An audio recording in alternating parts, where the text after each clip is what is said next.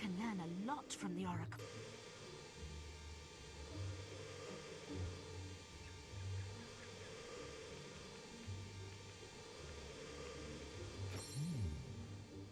Let's see. Let's discuss Teresa.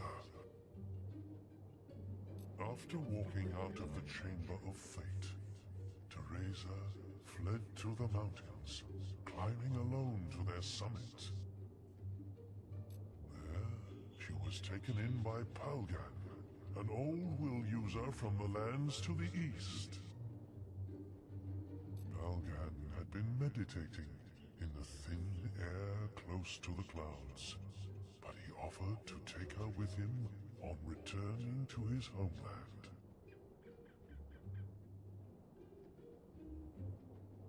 One night, Teresa awoke to find him performing a ritual above her in an attempt to steal her prophetic powers. She killed him and used the amulet that had transported him halfway across the globe. She lives in the East now, haunted by her past only in rare nightmares.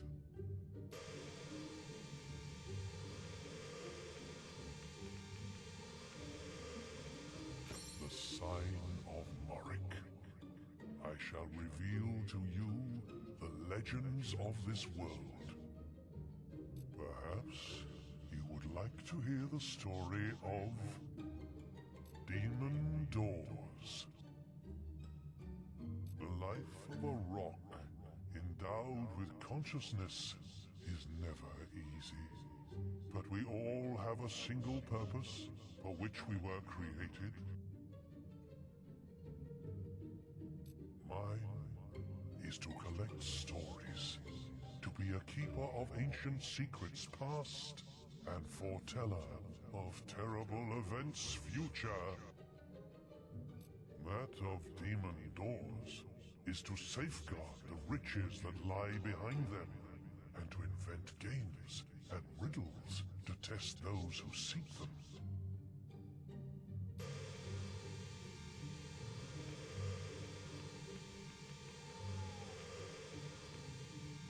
The Sign of Kalran. You seek the lore of beasts and fiends.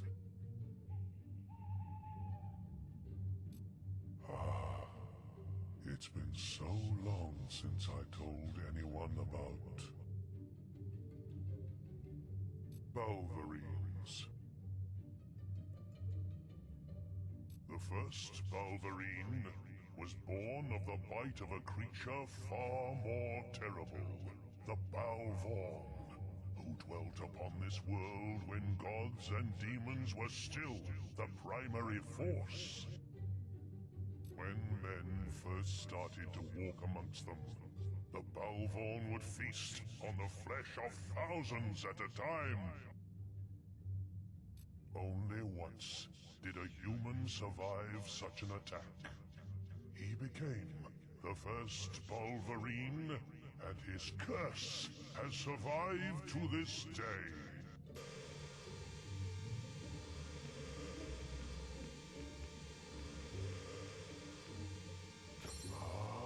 Yes, the Sign of Avisto. The history of the land is yours to hear. I know some interesting things about the Archon. This age understands nothing of the Old Kingdom. Archon is a name that has passed down many generations, a lineage of powerful kings united by a unique bloodline. And by possession of the Sword of Aeons, when Jack found it, it was a ghost of the weapon it once was. And the name of Archon has become so detached from the realities of those kings that it is meaningless among the modern men.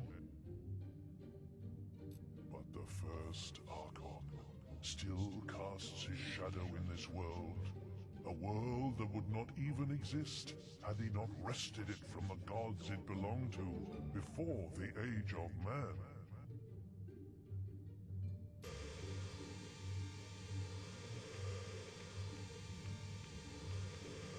You can learn a lot from the Oracle.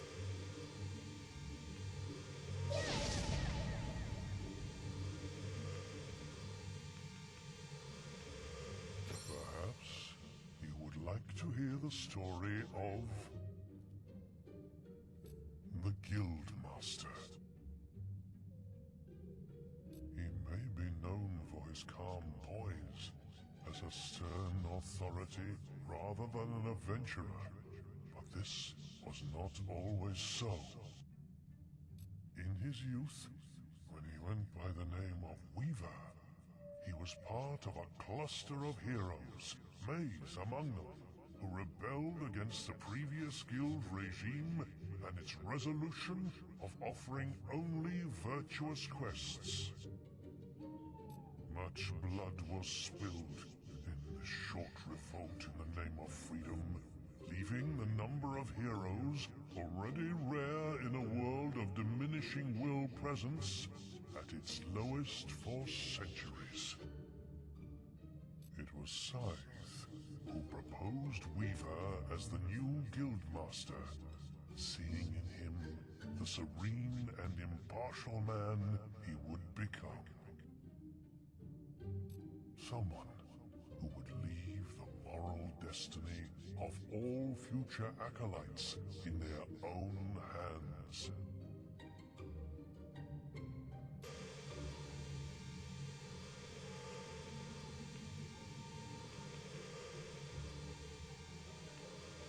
I shall tell you about Thunder. Many years ago, a ship from the South Islands was carried upon a wave mightier than any dragon, and within the ship stood the mountain-like frame of Thunder. It was a storm as none aboard had ever seen, but the great warrior was concerned with one thing only: quelling the cries of a child, his young sister, Whisper. The wave bore the vessel across vast expanses of ocean and into a nest of krakens. Thunder cast down lightning upon them, and gathering Whisper in his arms, dove into the waters. As he swam, they heard the screams of dying men and the sounds of timber torn apart behind them. It was 2 days before they reached the shores of Albion, leaving their home as far off as a dream.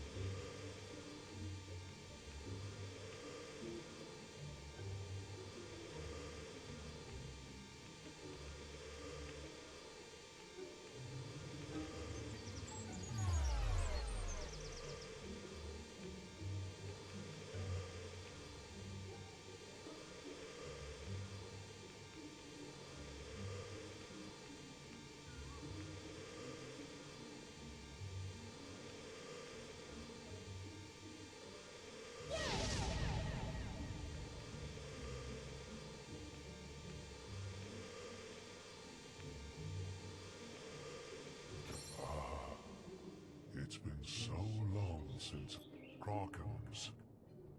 If Krakens had existed on land as the first trolls did, or in the air as the greatest dragons did, they would be as rare as most other creatures from the age before man.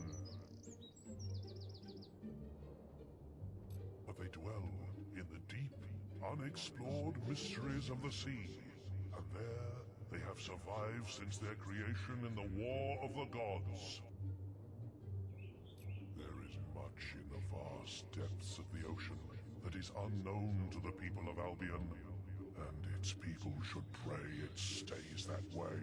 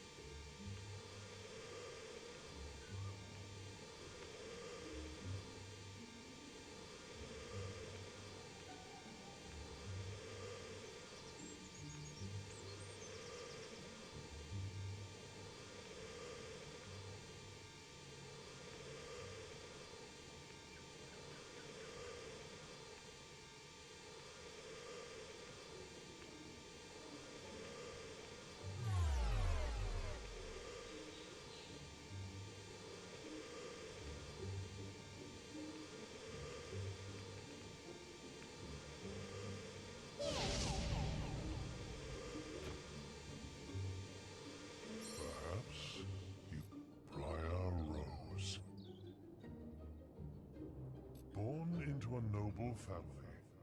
Briar's early childhood was one of luxury and plenty. But once her strength and unique abilities began to manifest themselves, her world fell apart. Her mother died in an accident Briar could do little to prevent. Yet her grieving father cast her out, and she was left to fend for herself, learning to rely on no one. She has made the guild her home, and it is in its books that she has found the companionship she has never asked for from another living being. It was her burning quest for knowledge that sent her on journeys far beyond Albion during the time you made your mark in this world. But she is here to stay now.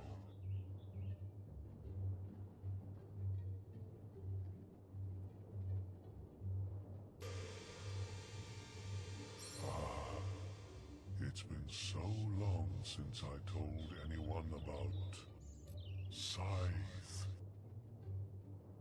There is little I can tell you of Scythe's origins, for such knowledge is a mystery even to me. Yet, he is much more ancient than any of this time would believe possible, and has walked this world since long before the guild existed. It has been centuries since he's been personally involved in any action. But of those among us, only Jack of Blades has seen and done more. Why don't I share with you my knowledge of Maze? You and Maze had more in common than you ever realized. He too was left alone in the world after a wave of violence took his home away.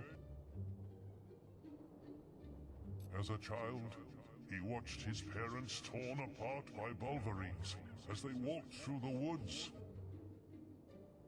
The beasts were about to turn on him when 3 warriors crashed into the clearing. 2 of them were guild heroes. The third was Jack of Blades. In an instant, Jack slew the Bulverines in a show of strength, then killed the heroes. Maze carried this debt all his life. It burdened his every action, and in the end, destroyed him.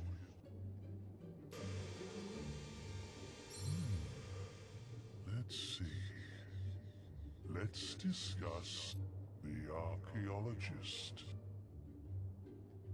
The one who called himself the archaeologist was one of the few with a true academic interest in the Old Kingdom.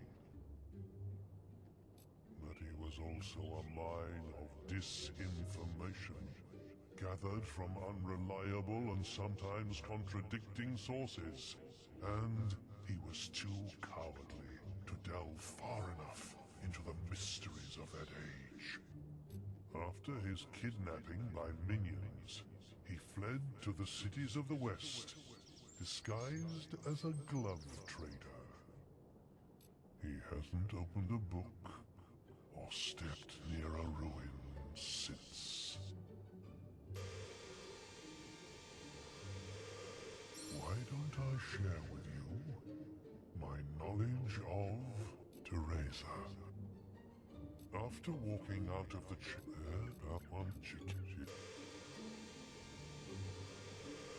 I shall tell you of the guild in Hidma. It was some. You can learn a lot.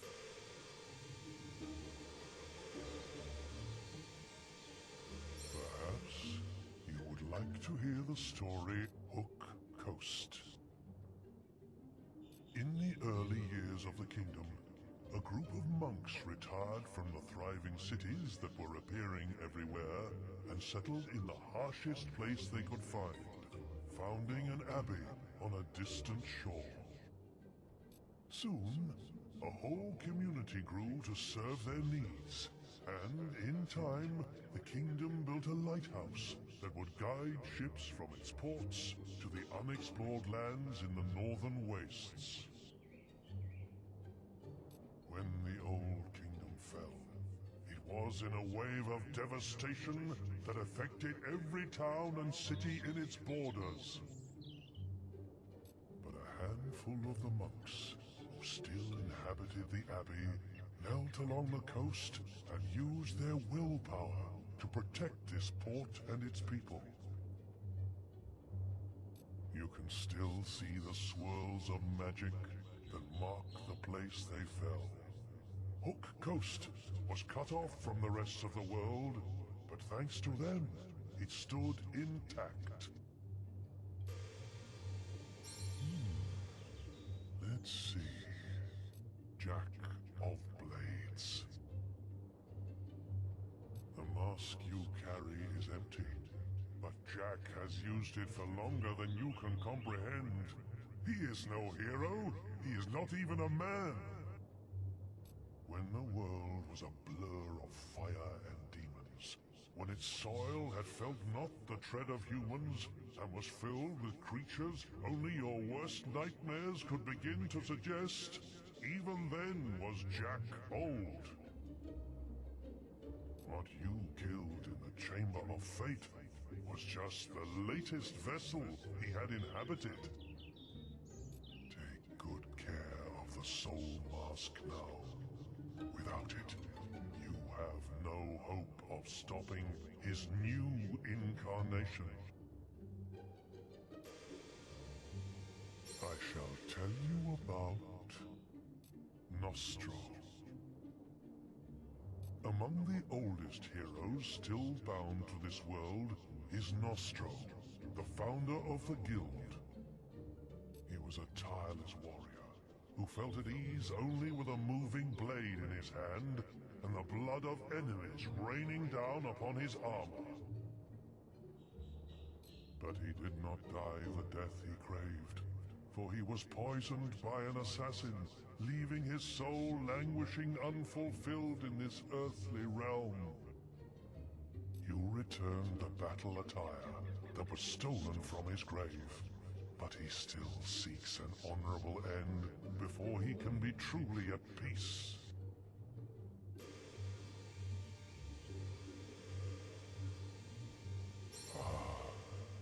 It's been so long since I told anyone about the Oracle. I was created by order of the Third Archon, not just to prepare the kingdom for future disasters, but to act as a keeper of all past and present knowledge. 4 will users with visionary powers were charged with the task. Kalran, Avisto, Euron, and Morik.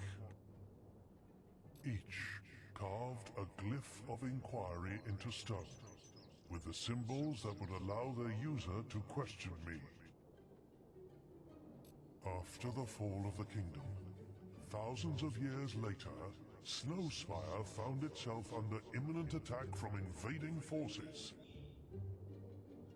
The guild sent 4 acolytes to bury the glyphs in the necropolis, where they remained until you found them.